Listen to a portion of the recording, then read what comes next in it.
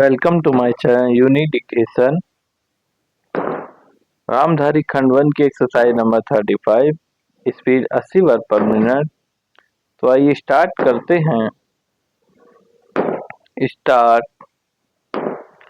महोदय, मुझे इस संबंध में एक बात और कहनी है। वह यह है कि मुझे मुख्य आयुक्त के भाषण के अनुसार यह आशा थी कि सरकार मजदूरों की उन्नति के लिए, उत्थान के लिए, उद्योगों के विकास के लिए और गांवों की स्थिति सुधारने के लिए तकनीकी प्रशिक्षण देने का काम करेगी। लेकिन ऐसा ज्ञात होता है कि आर्थिक शक्ति सीमित होने के कारण इस ओर कार्यवाही करने की संभावना नहीं रही। फिर भी मुझे आशा ही नहीं अपितु पूर्ण विश्वास है कि भविष्य में हमारा मंत्रिमंडल इस ओर अवश्य अविलंब ध्यान देगा। इसी प्रकार से ग्रामीणों की अवस्था सुधारने के लिए सरकार घरेलू उद्योग धंधों को भी बढ़ाएगी, जो अभी तक नहीं के बराबर है।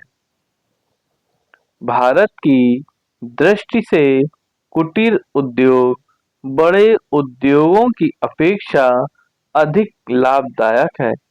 पहली बात तो यह है कि भारत एक गरीब देश है और उसके पास इतना पैसा नहीं है कि वह बड़े उद्योगों के लिए पर्याप्त संख्या में बड़ी बड़ी मशीनें मंगवा सके।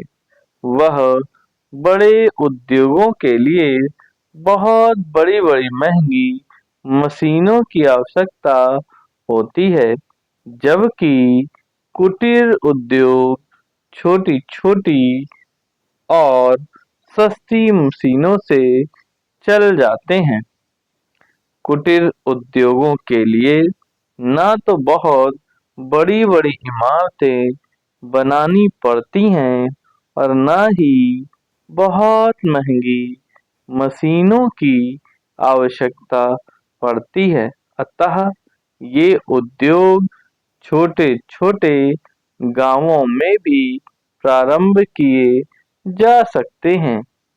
कई उद्योग तो इतनी थोड़ी पूंजी से भी शुरू किए जा सकते हैं कि उतनी पूंजी प्रायः हर किसी व्यक्ति के पास होती ही है। कुटीर उद्योगों में दूसरी सब बड़ी सुविधा यह है कि इनमें बहुत से अधिक मजदूरों की आवश्यकता नहीं होती। एक परिवार के सदस्य ही उस उद्योग को चलाने के लिए पर्याप्त नहीं होते। घर के सब सदस्य उस काम में हिस्सा बटा सकते हैं।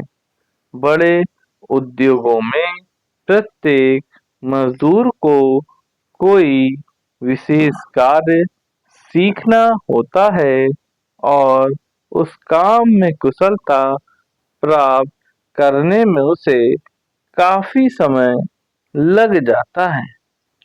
तीसरी चीज जो मैं आपके सामने रखना चाहूँगा वह यह है कि जो विचार और सुझाव आपके सामने प्रस्तुत किए गए हैं वे एक पवित्र, शुद्ध और जनता व प्राण के हित को ध्यान में रखकर ही प्रस्तुत किए गए हैं और मुझे पूर्ण विश्वास है कि बिना किसी दलगत भावना के शिकार हुए आप उनकी जांच करेंगे और यदि वे जनहित की कसौटी पर खरे उतरे तो उन पर कार्रवाई करेंगे।